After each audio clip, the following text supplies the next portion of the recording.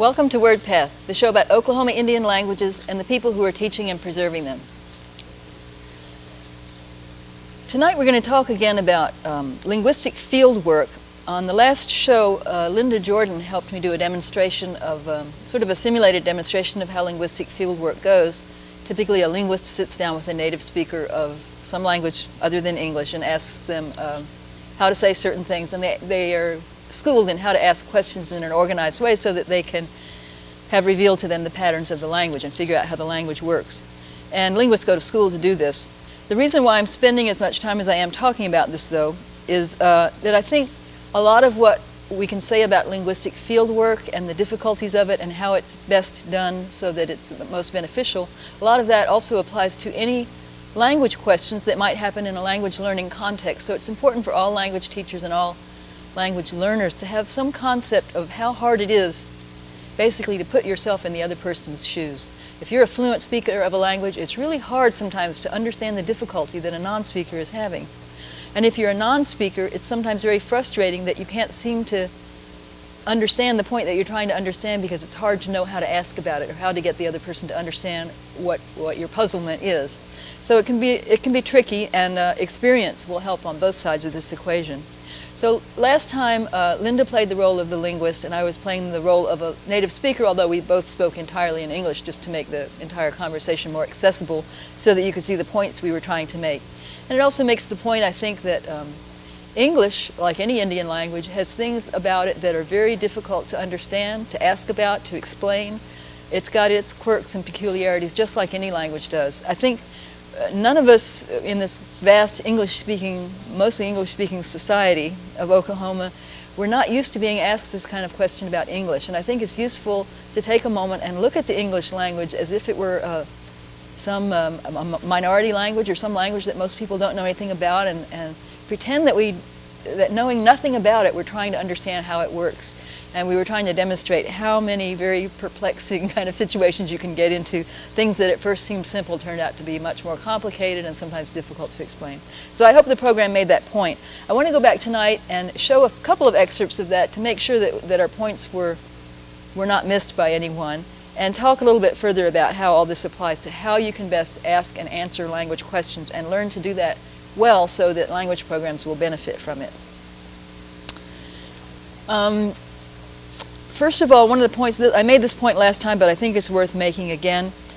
It's a primary feature of any human language that it is just full of regularities. Languages are patterned groups of facts about how we communicate. We don't form the plural of one noun in one way and the next noun in another way and the next in another way ad infinitum. Sometimes there may be several patterns, but there are never as many patterns as there are nouns. Things group so that they all behave in a similar way. And if language were not that way, we'd never be able to learn it in the span of a lifetime, probably. So there's a lot about language where you can catch on to a pattern and then you'll come up with the right answer for something that you haven't even been taught. And that, in a way, is the essence of teaching, is helping people to get the hang of it so that they can make educated guesses about things, about a form that maybe they haven't heard but they'd like to use, and then more often than not they'll be correct. So language is fundamentally regular, and that helps teachers and learners and everyone. But in addition to being very regular, every language is also full of irregularities. I mean, this sounds contradictory. It's more regular than irregular, but every language has exceptions to rules and special forms and things that don't quite make sense if you break them down and look at them too closely. You just have to accept that, well, that's the way it's done in the language. There are some things that you just have to memorize as not being part of the major patterns that the language does use.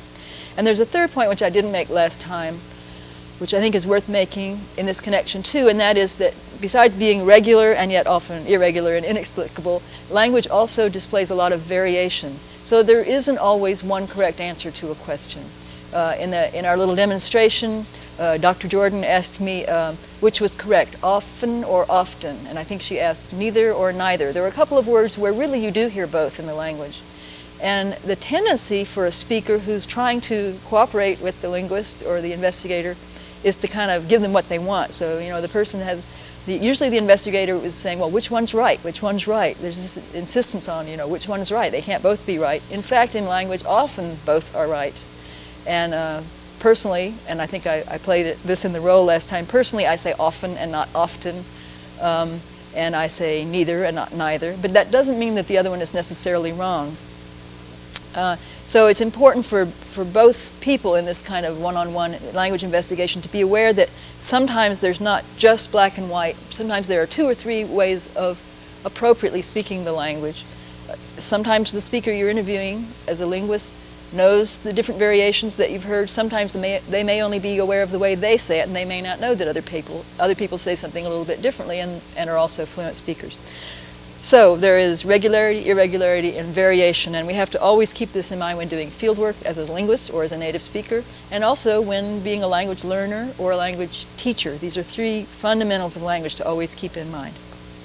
Now, let's kind of recap some of what happened last time and kind of group it into types of difficulties that can confront you in linguistic fieldwork or any kind of language investigation of this sort, where someone who is not fluent is asking questions of someone who is.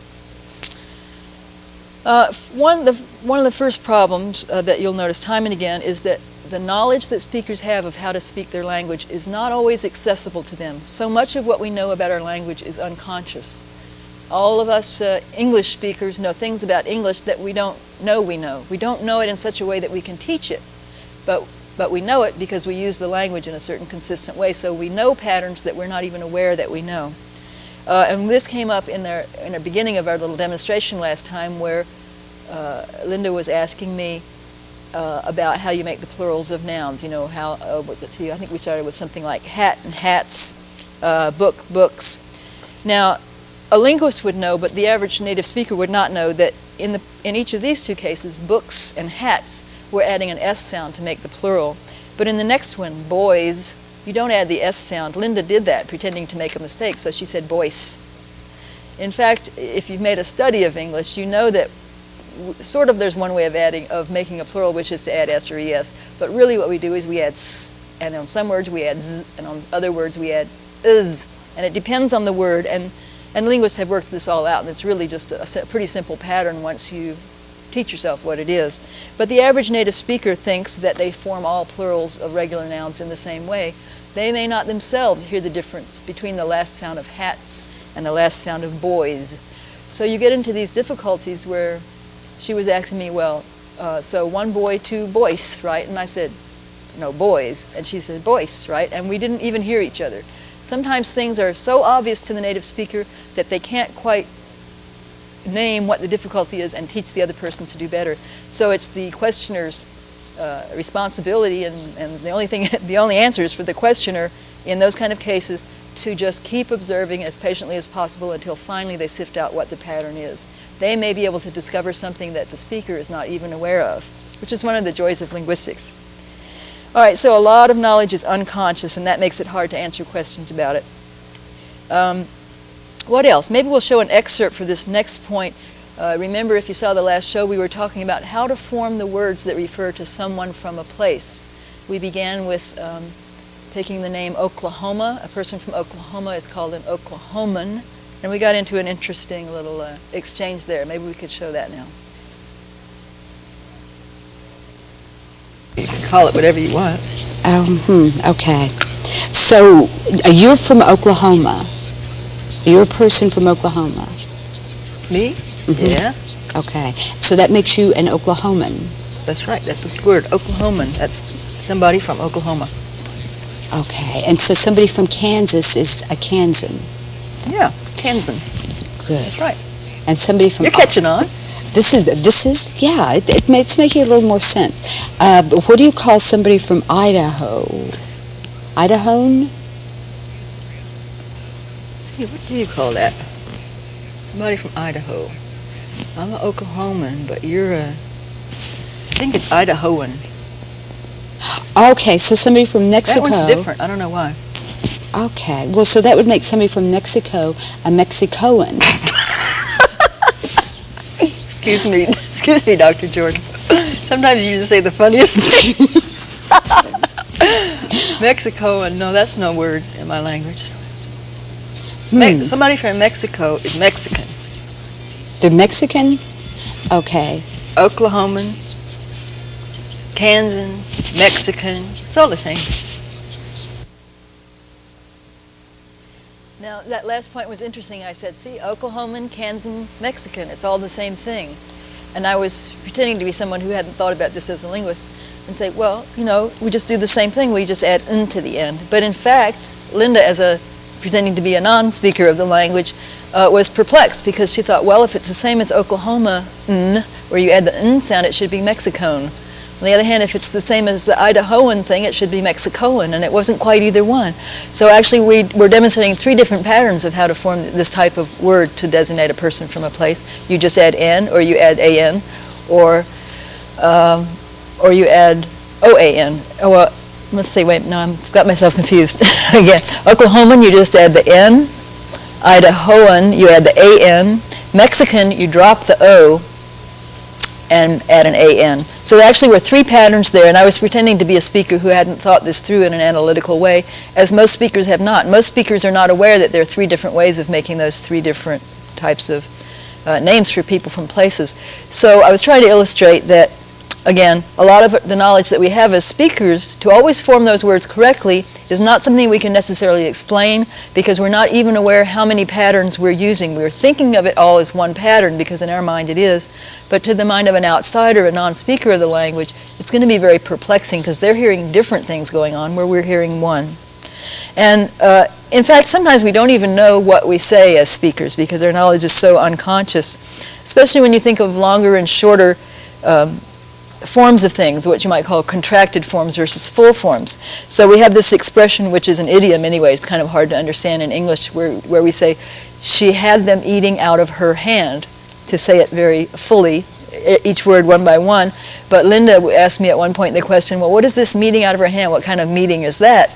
You know, because she heard the phrase meeting out of her hand, which isn't in that sentence, and it was hard for me pretending to be the speaker to explain, and then it was very funny to me when I realized what she was talking about.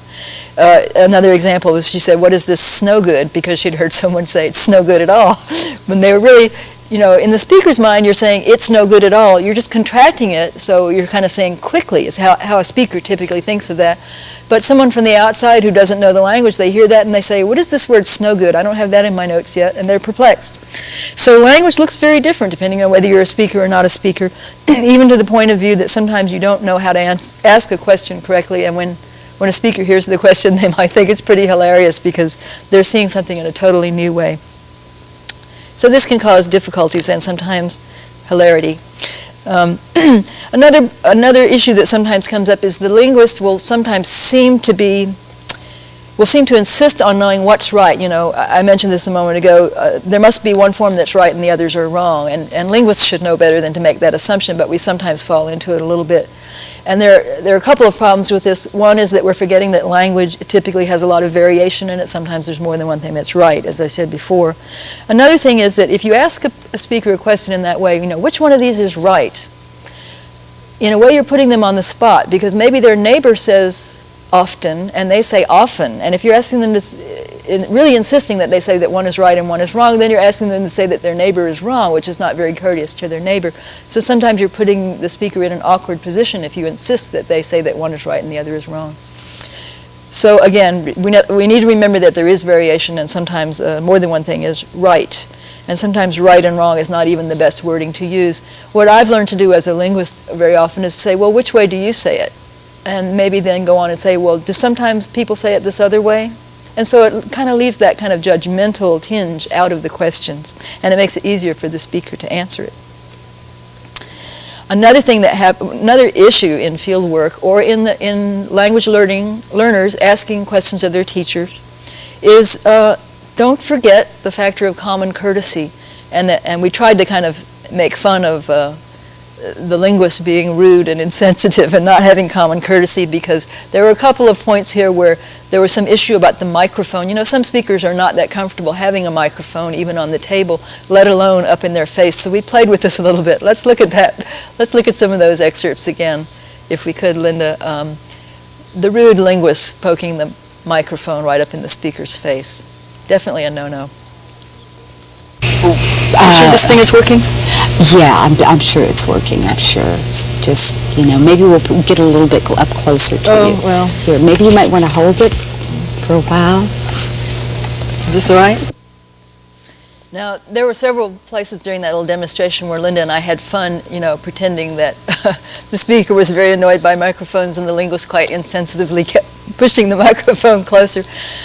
There are a lot of people that are uncomfortable with being recorded. They may agree to it, but still you can sort of tell if you're sensitive to their body language and stuff that they're kind of scared of that thing or it's distracting them or something. So it's always a good policy, whether you're a linguist or a language program coordinator or anybody else recording someone in any language, to try to be sensitive to that and make the recording machinery as inconspicuous as possible, and asking them to hold the mic if it's not necessary would definitely be the wrong way to go, because that's just going to focus their attention on it that much more.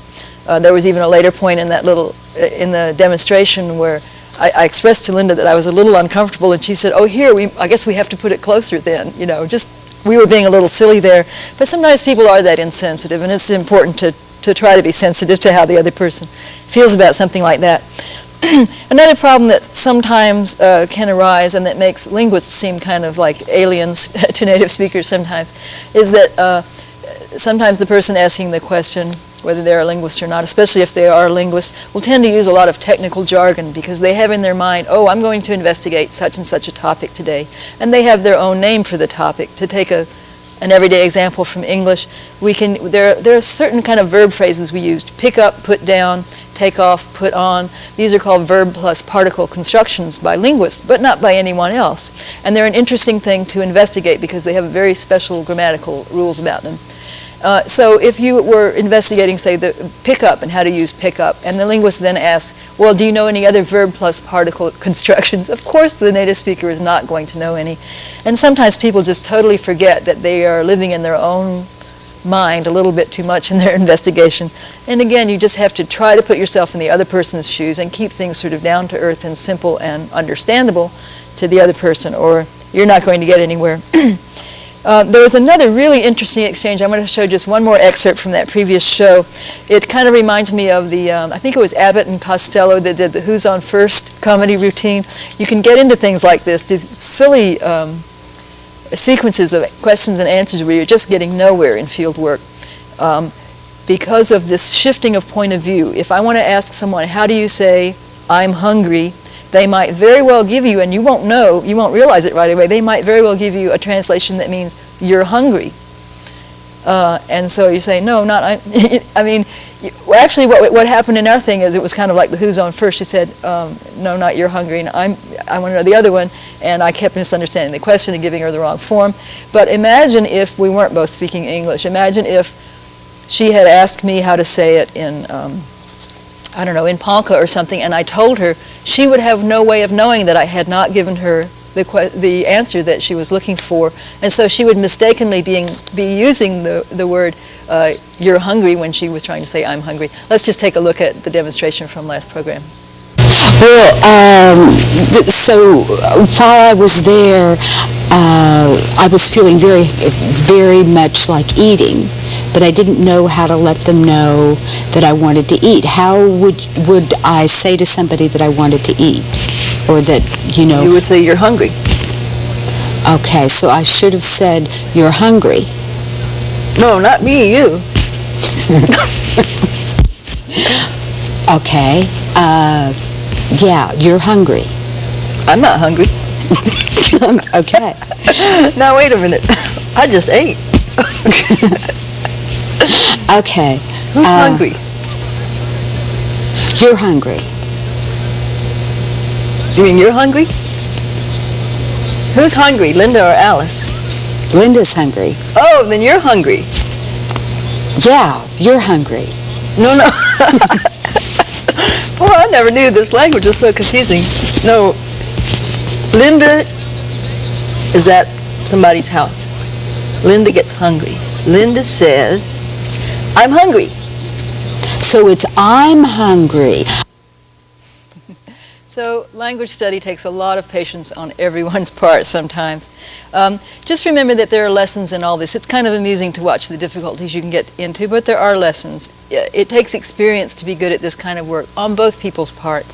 The questioner should learn how to ask questions tactfully and to realize that sometimes the answer, I don't know, doesn't mean the person isn't a fluent speaker, but maybe there's no answer to the question, or they're reluctant to make a black and white decision, or there's some variation involved, or any number of things. And it's important for the person, the native speaker being questioned, to remember too that they may be using a lot of patterns that they're not aware of, but it's very useful for them to become aware of these patterns if they're going to do language work, because it will help them in their teaching. And of course, people on both sides should try very hard to be very patient and not be irritating, to use common courtesy. And in any language learning, a good social relationship or social background for all of this language work is always very helpful. It helps to maintain an atmosphere of trust and understanding. So each person needs to develop the skill of putting themselves in the other person's shoes. One day we may do a show where we'll show some actual field work. Well, I'll do a demonstration of investigating a language that I have never studied before and kind of thinking out loud and showing you how that goes. So join us next time on Wordpath. I'm Alice Anderton, host of Wordpath. We feature the 24 languages spoken by Oklahoma Indian tribes. Goigu hagiat all day no. Bai henge dome. Edi ambahata te de juigi de kamla. Ma de la tita non de wakis no kagio. Ise kwasu. Ise tuka nai te kwasu.